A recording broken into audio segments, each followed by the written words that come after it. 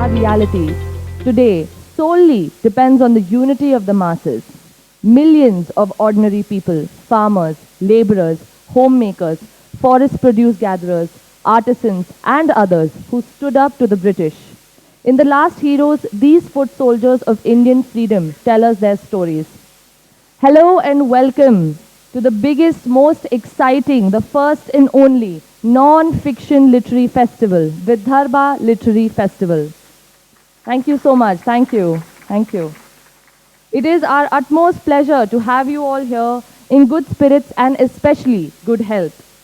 For the new faces here, my name is Arushi Nayak.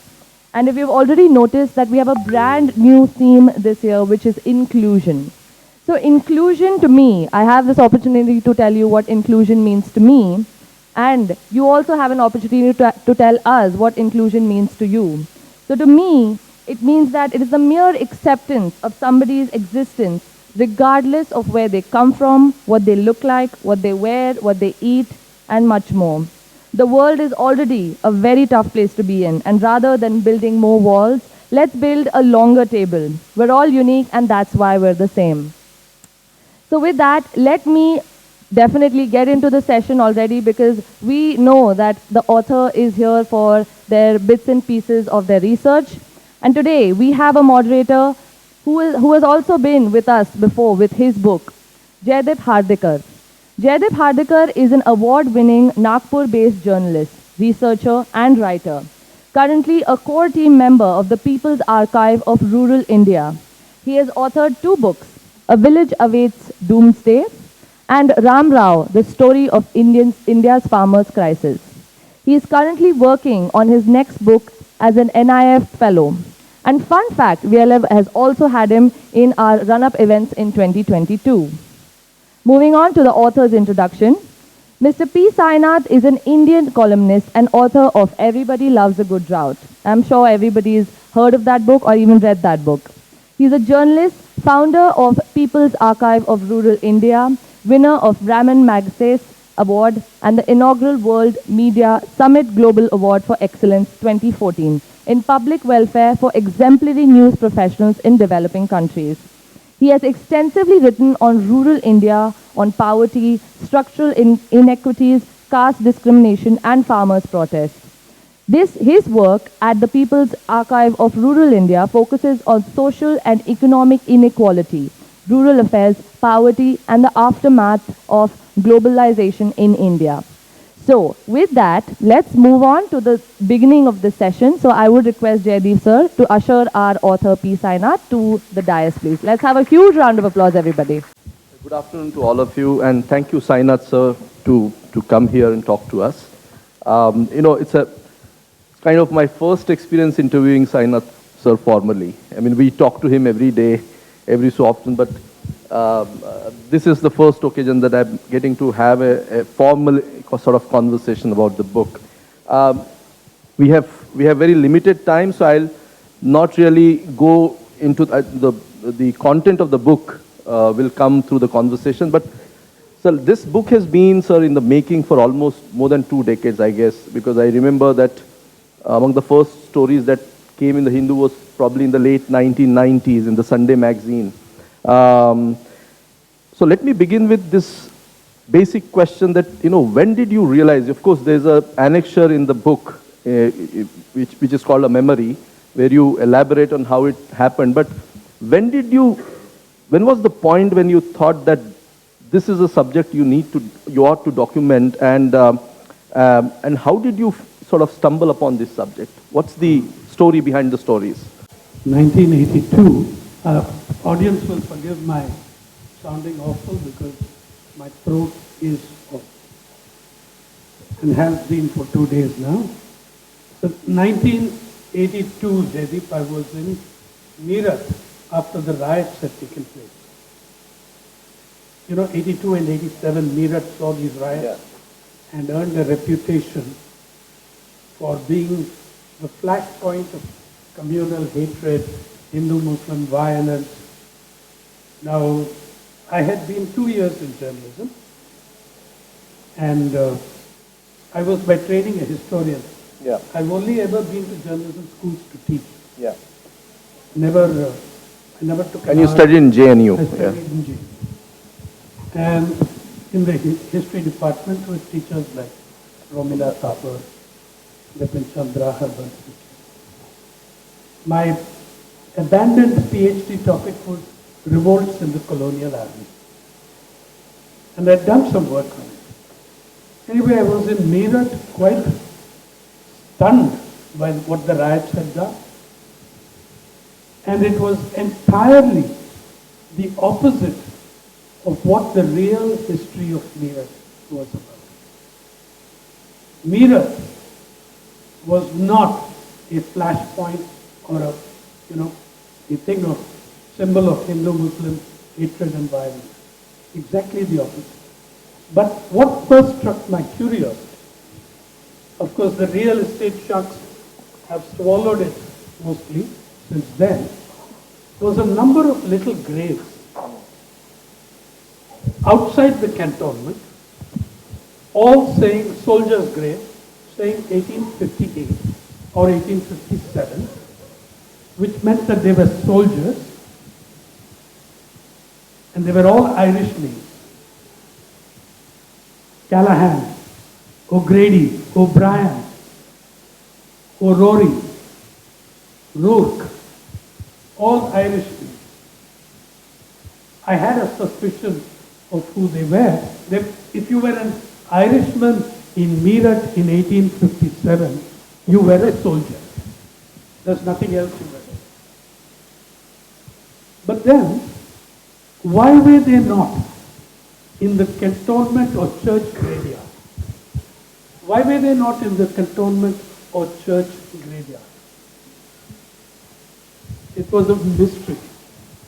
I suspected I knew the answer, but here's what happened in 1857 when the so-called Sepoy mutiny, it was really a Sipahi, and it was much more than a mutiny.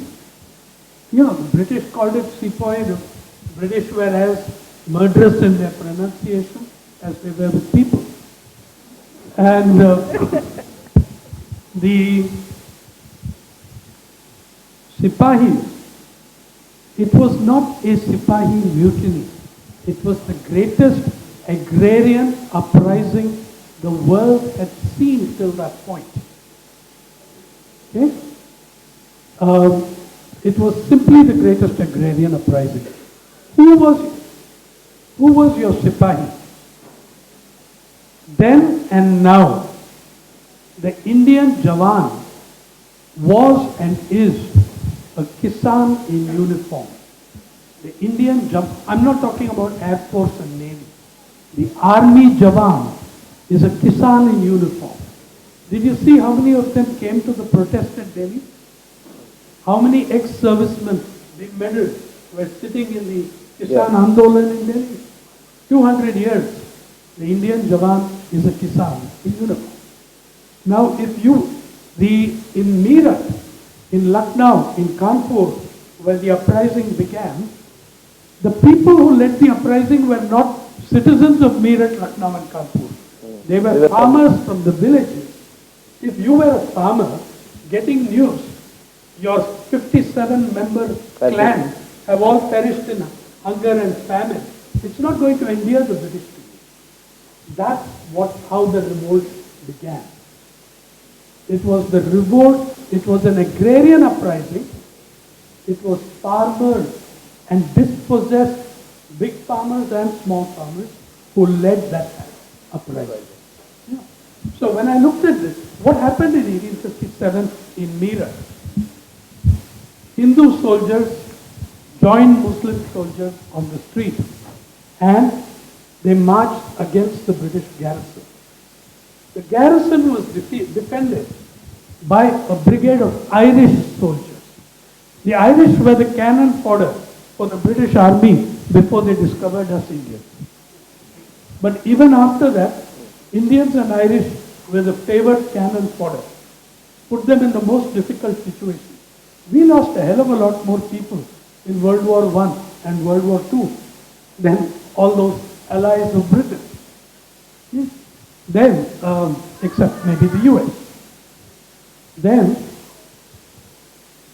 Imagine the tension, the Hindu troops converging from one corner, Muslims converging from another.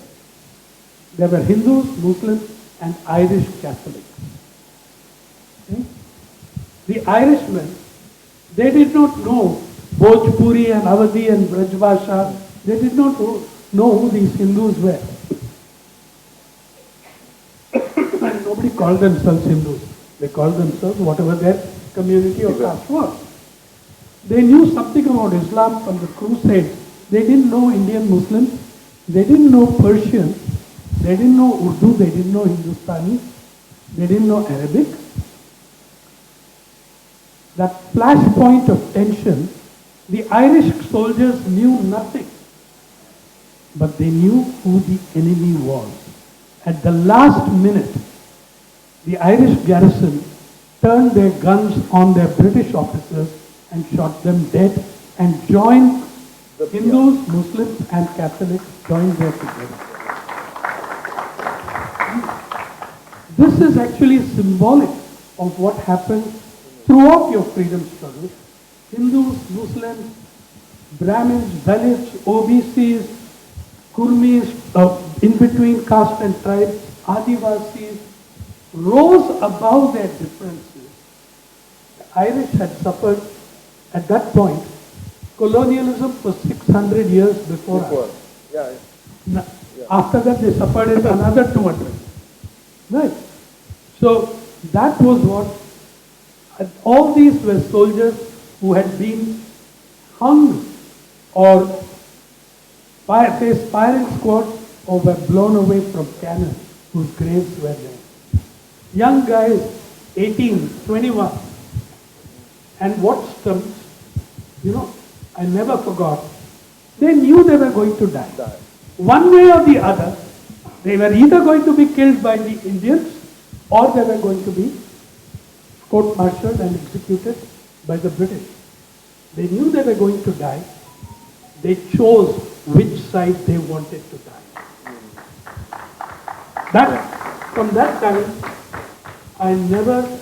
it never left my head that the Indian freedom struggle is something beyond comprehension, beyond measurement. The sheer width of the spectrum, the sheer diversity of the forces that came together. That it wasn't a bunch of returning Oxbridge elites and upper castes who liberated your country. It was ordinary. That brings me to the very personal question, because many of us who have worked with you know it, but I still am intrigued at your interest in the ordinary. As a journalist, if we put it in today's context, we're talking, bunch of the media is talking about, only the top 1%, and you see an absolute invisibility of many, many sections of Indian society. So this question, coming back to the book, before coming back to the book, I want to understand, why are you so interested in the everyday lives? Why the interest in the mundane? Because of the... Or what the elite will call the mundane. Because of the erasure of the masses and their role in history. You've seen a complete erasure. Like the story I told you just now. Gandhi recognized in 1914, that it wasn't he who was important. In 2014, he was felicitated in London by Sarojini Naidu, by the British liberal aristocratic elite. Yeah. They were all congratulating him for the success of the struggle in South Africa. He patiently heard all the praise and he stood up and told the audience, you are sending your felicitations to the wrong address. It wasn't I who won the victory in South Africa. It was the poor indentured laborers. If they hadn't fought, what could I have done? If they hadn't taken the brunt, who could have done anything? It wasn't false modesty. He cites 3-4 stories. The most moving one is of a 75-year-old Hati Singh from Punjab, a a freed indentured laborer. He was freed after serving his indenture many years, went back to Punjab. When Gandhi led this struggle and made it famous, Hati Singh crossed the ocean to return to South Africa and landed in the same jail cell as Gandhi.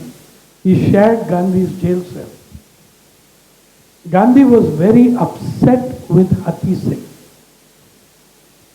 75-year-old man, in days when... Yeah, and Gandhi was... What was the longevity of people in that? 60s maybe. Much less. Much less. And he asks Hati Singh, Hati Singh, you were free.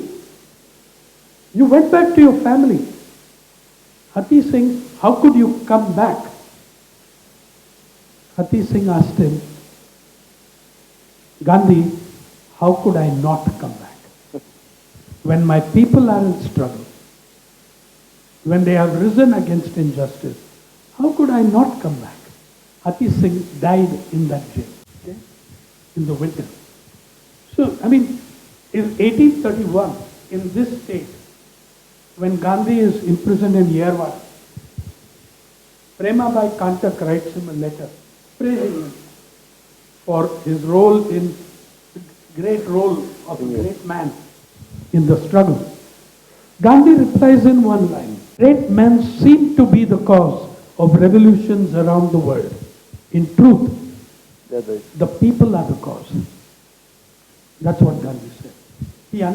He changed even more after London. He changed when he visited Champaran in 1915 and understood that day that only the energy of the peasantry could free the Indian nation. He understood that. That was the first step he took towards going from Mohandas Mahatma. He was never in doubt of the role of ordinary masses. As a historian, I studied under historians who made me understand that even better. That who was it? Who is the motor of history? That was always of interest to me. When I spent 250 days a year in the countryside as I did for 30 years, that was always the question. And how always you can find the extraordinary in the ordinary. Couple of things that are very, they come very starkly. One is the 15 heroes documented in the book, and they come from diverse sections of society. There are men, women, tribals, Dalits, Muslims. Was it a conscious effort on your part? That's number one that I want to know. And the second thing that comes also very starkly is that within the broad framework of national struggle, you actually see in the book smaller important struggles that were very geography specific, very local, whether it is Tufan Sena in western Maharashtra or Salihan's uprising there or in south. So the question then that comes to mind is why have we as a society been so oblivious to these stories? What do you think is the cause? So there are really two questions here. Well, one is, in fact, we have seen a revival in our times of the great man theory of history, that history is made by great men. The very thing that Gandhi mocked. That we live today in a country where everything that good happens is because of one great man. And everything bad that happens is a conspiracy against us because everybody is jealous of India. We're such wonderful people. Yeah. So the great man theory of history has always, and up to independence, the great man was a great Englishman. We had, as a kid, in my school days, they were still asking us to read Vincent Smith's History of India. The greatest, nastiest, most racist, imperialist historian of the British Empire. You know, the sun never sets on the British Empire. I grew up in a family of freedom fighters.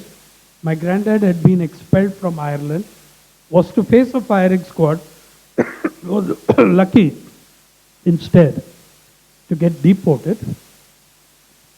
The Irish uprising. That's late Vivi Giri you are speaking about. Yeah. The Irish uprising, the Irish revolutionaries had another version of Sun Never Sets, which I preferred. The Irish revolutionaries said, the sun never sets on the British Empire because even God can't trust those bastards in the dark. And how shameful it is. Look at the extent of erasure. How shameful it is. You have that in your 75th year of independence, an independence gained on the blood, literally on the blood of millions of Indians. You lower your flag in mourning for the symbol of British imperial power, Queen Elizabeth. I don't care what she was as an individual, how charming. She represented that empire. She represented a colonial power that the government of India has started a website. I ask you to have at least one glimpse at it, entirely for negative reasons. The Azadi Ka Amrut Mahotsav. Everything we do today is Amrut. It's Amrit Kal, Achhe Din. Amrit Din is also following. And, this sort of jingoism, chauvinism, self-aggrandizement, exactly the opposite of Mahatma, poor fellow, who was deified in the very way he did not want to be. You go to this website. There is not a single photograph. 110 crores spent on Azadi Ka Amrut Mahotsav. Not a single photograph, not a single story by or about, not a single video, not a single quotation of or about, not a single picture or illustration of a living freedom fighter. And they're there in this book. 8 of them are still alive. Not a single freedom fighter living appears in your website. Yeah. So there are no such photos. There are many photos, and you know whose photos. The same photo you get from ration card to gas cylinder. And there are articles, speeches by Mr. Modi at G20, 75 years, celebrating 75 years of Indian independence. There are articles of his speech on drone technology, or at some function on drone technology. Where are your freedom fighters? A young generation can be forgiven for thinking that Mr. Modi led India to freedom, though he wasn't born then. Yeah. Though, by the way, of course, there is the Kangana Ranaut School of History which says we got Azadi in 2014. There is this terrible erasure of what our freedom struggle was about. And this book is for young people, asking you to reclaim your history. I want to tell I see several young faces here. Go home today, speak to your grandparents. Some of you look young enough to have great-grandparents. Speak to them about the freedom struggle. You will find something. Every family has a story. Every family will have a story. Everyone will have a grand aunt who went to jail with Gandhi on Satyagraha, a grand uncle who was underground. See? Then in the 70s and 80s,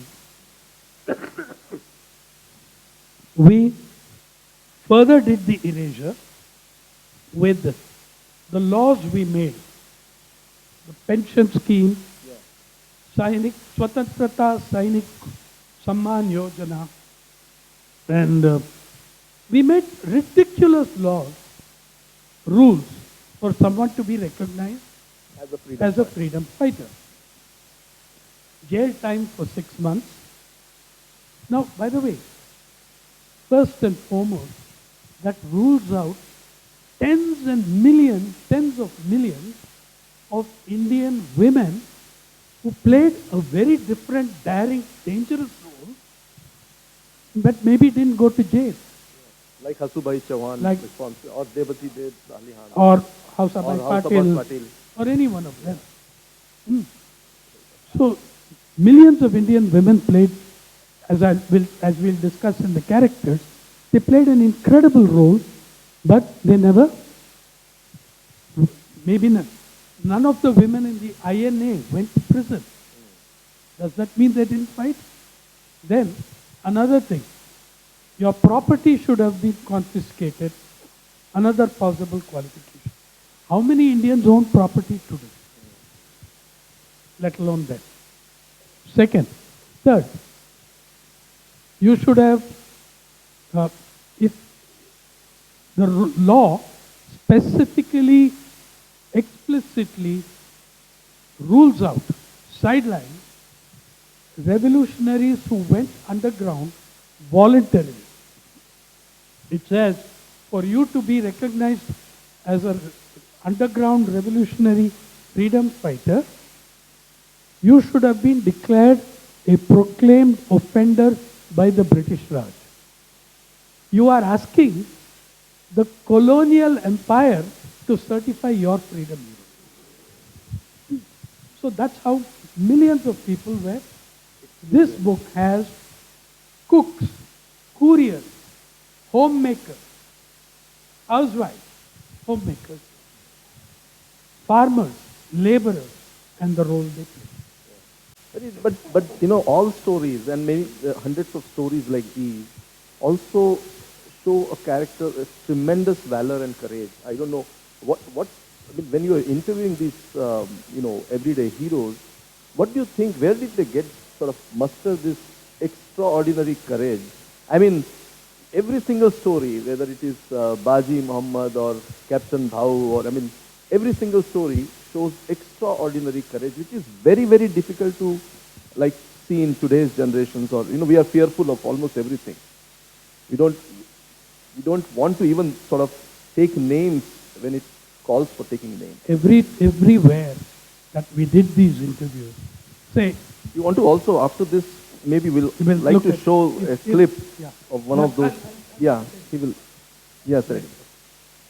well, like our mutual colleague and friend, Purushottam Thakur, or in Andhra, others, usually I'm interviewing them with 3-4 others for language reasons, like Bharat Patil in Medakale in Maharashtra, and Samyukta Shastri sitting here, who did almost all the translations of from Captain Bhau and Ganpati Yadav and all this. Every time we met these people, like when Purushottam and I were returning with 2 others from Salihan's house, I would always ask myself the question and the others the question. Thrown into their situation, would I have shown the same courage? I didn't like the answer. That's true. I did not like the answer. There is simply no way that I can see myself doing the kind of daring. I mean, Salihan, an unarmed Adivasi woman, picks up a lathi and fights a platoon of British security forces armed with rifles and brings 40 other Adivasi girls and chases them out of her village in the Saliha uprising of 1930. Where the hell would we get courage like that? It's again that extraordinary rising from the ordinary. Rising above yourself in a critical moment. Every one of them did that. And many of them actually also refused the SOPs or the, pensions, this thing. I mean, one question also that is critical, that was sort of critical for me to understand. Of course, Shobaram Geherwar, who is one of the 15 documented, freedom fighters in the book, he makes it very clear, but still, they differentiated between the concept of independence and concept of freedom. Even Captain Bhau says that we did achieve our independence, but the greater goal, the broader goal of freedom and in what, because they were not just aspiring to drive the Raj out, they were also looking at social reforms, future, nation building and all that in equal way. It's very What's the clear. difference and what's this? I think the most important point of the book, the single most important point emerging from all of them is that distinction Between freedom and between independence and freedom. And Captain Bhau, Maharashtra, Sangli, Satara, those days, by the way, Sangli was a part of Satara. It only a few decades ago it became a district. I begin the book with one page, one line. Captain Bhau, Ramchandra Shripati Lal, saying, we fought for freedom and independence, we achieved independence. One line, he has said everything.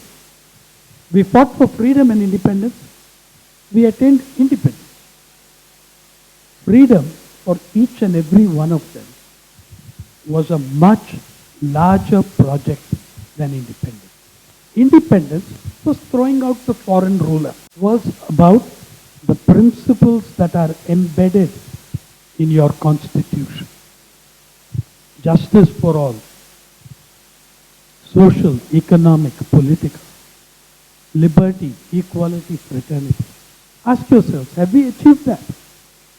Have we achieved that? To what degree have we achieved? Some of us may have achieved.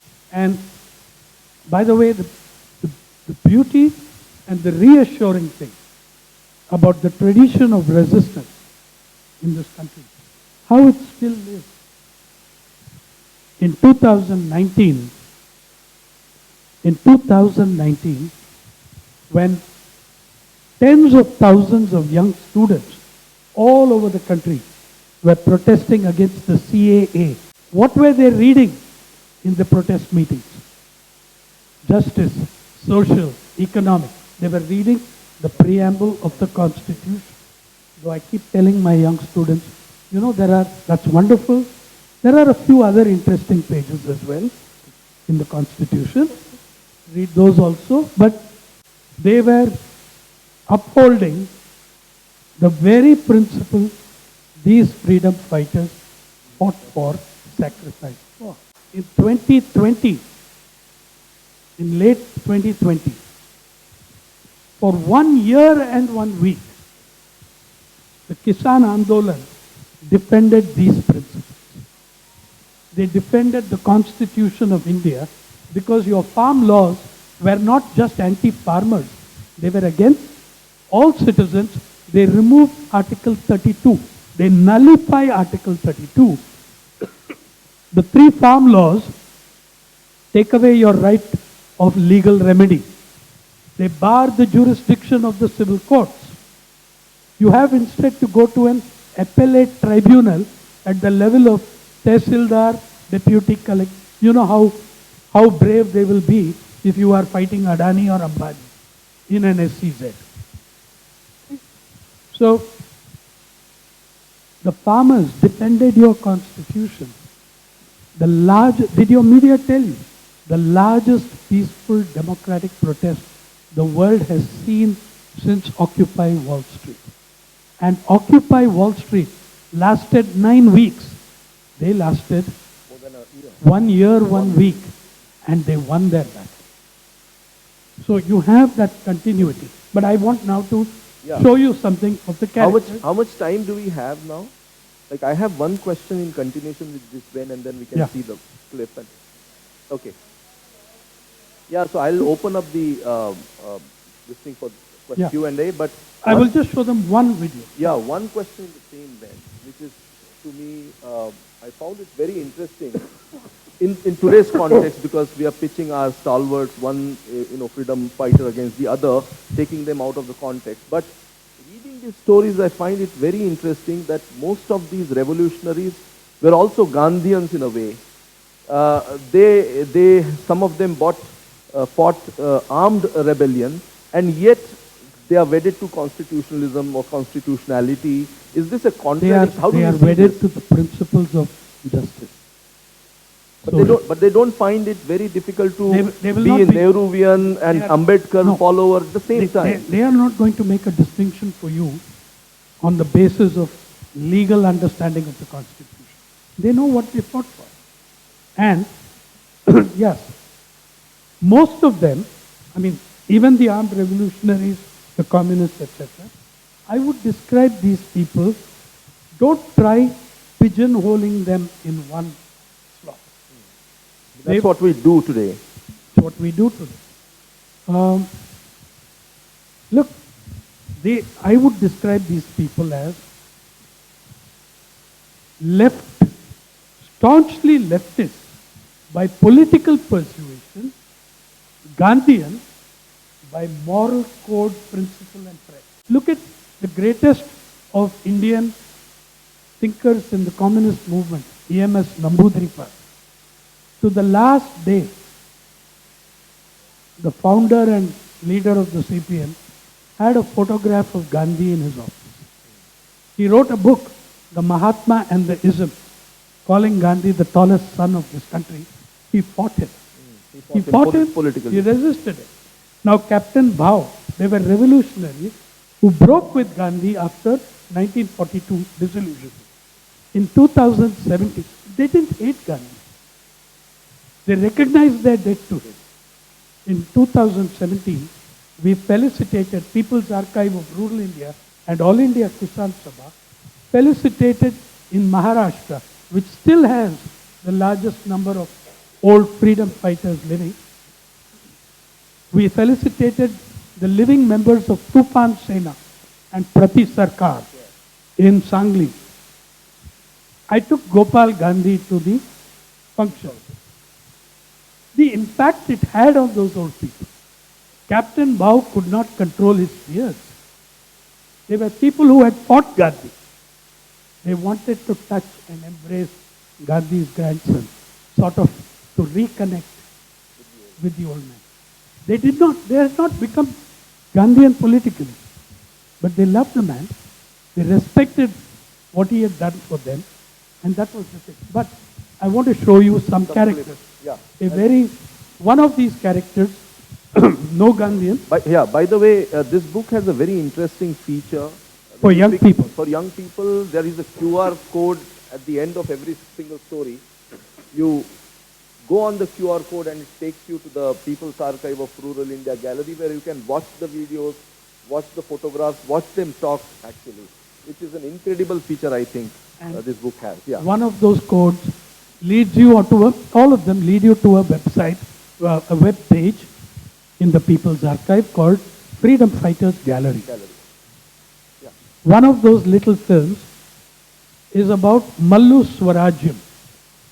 She was a unrepentant communist revolutionary who was fighting the Razakars at age 11 and killing Razakars with a slingshot. In 2014, at age 84, I asked her, is it really an effective weapon in front of an audience of 1,500 techies? She got mad. She was a very short-tempered person. Yeah? Malusarajam. Mallu Swarajyam. She stood up, pulled out a slingshot and demonstrated it to an audience of 1,500. That's what we are going to see. వద్దు వద్దు దెబ్బతాడు దీనిని పట్టుకొని ఇలా తిప్పి తిప్పి తిప్పి కొట్టే పోలీసులు పక్కా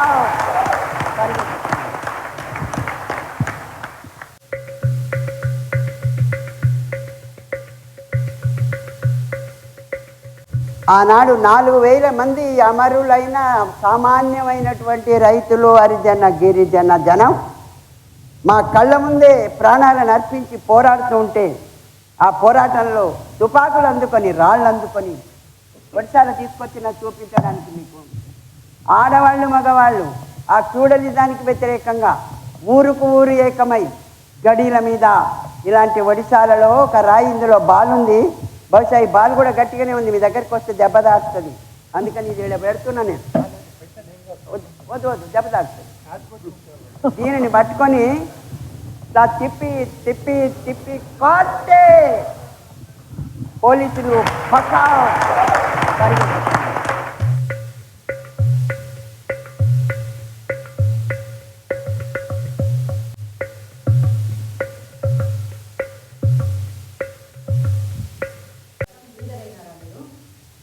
దళాల లీడర్ను ఒక దళం కాదు ఏరియా దళాలకు నేను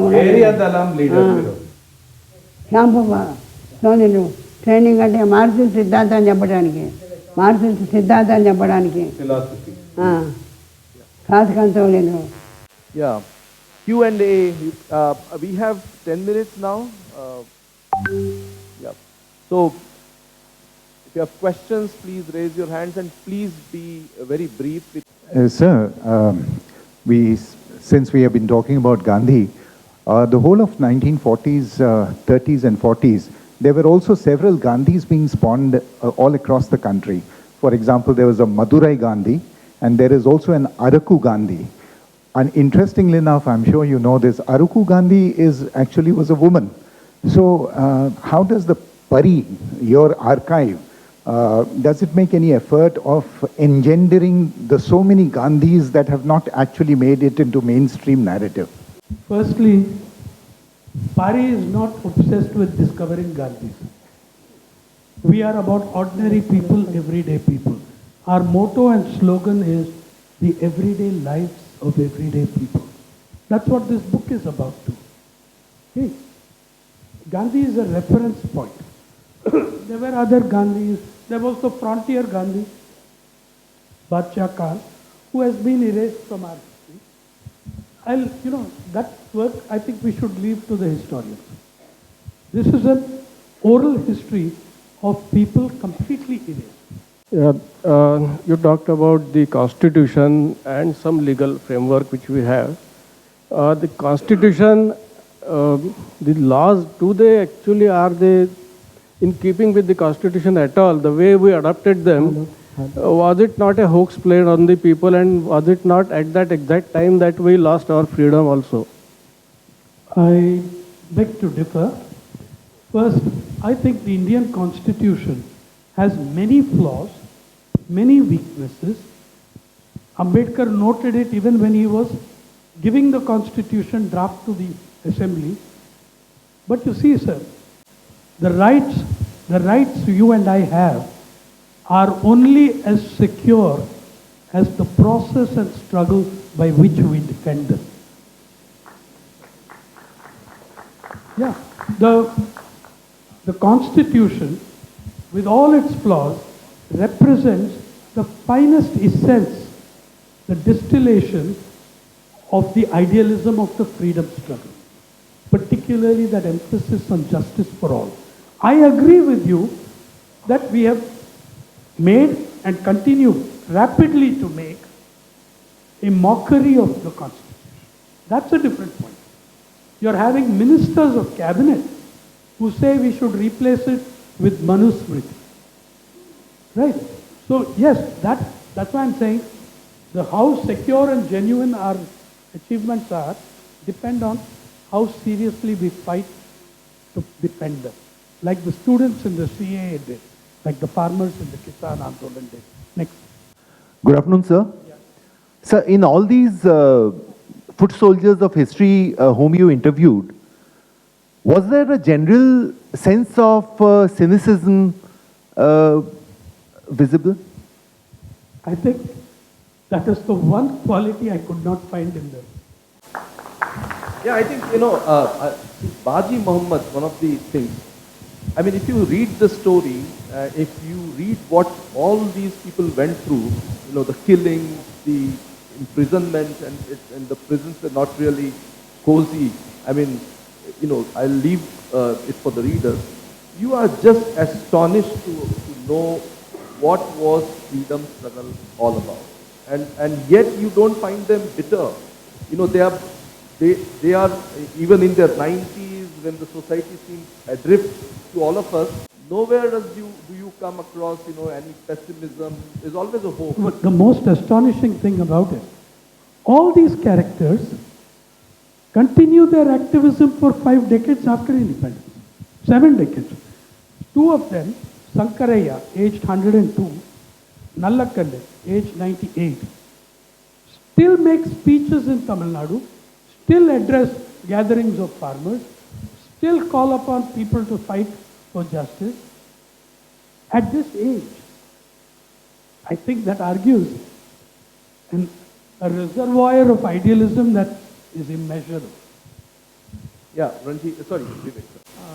So my question is, like these freedom fighters were fighting their own battles in their areas, and they must be having their own set of problems with the British.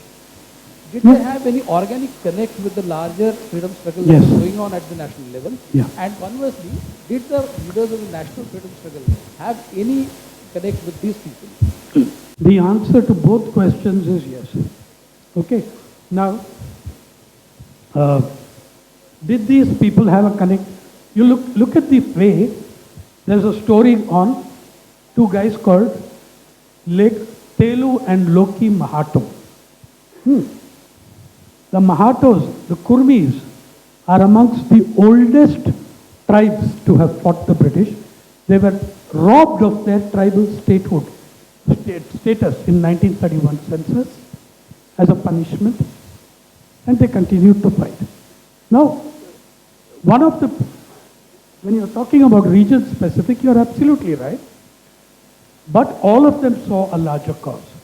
Now, you will find Dwaraknath Tagore is recording songs in the early 1900s, still sung in parts of West Bengal by women planting paddy or harvesting, songs of the 1850s, of the 1757 Battle of Plassey, and their sympathies are entirely with the Nawab. How he was betrayed and how he was defeated. It could last 200 years. They had a connect. Telu and Loki, they had 3 levels of heroes. Their state level hero was Netaji Bose. They worshipped. He was close enough. But he was away. Their national level hero was Gandhi. Gandhi was this distant figure, awe-inspiring person in whose name various people did various things. Shobharam Geharwar, the staunch Gandhian, for 11 years manufactured bombs. Okay? So, I'm saying don't pigeonhole them. They were influenced by many sources. And Telu and Loki, you know who their local hero was? 3 dacoits. Because those dacoits were Robin Hood type dacoits who fought the Jamindar and the British. It all connected up. They were aware of something going on. You know, their Quit India came 1.5 months late. I asked them, how is that? They said, Arey, news travels slowly to our regions.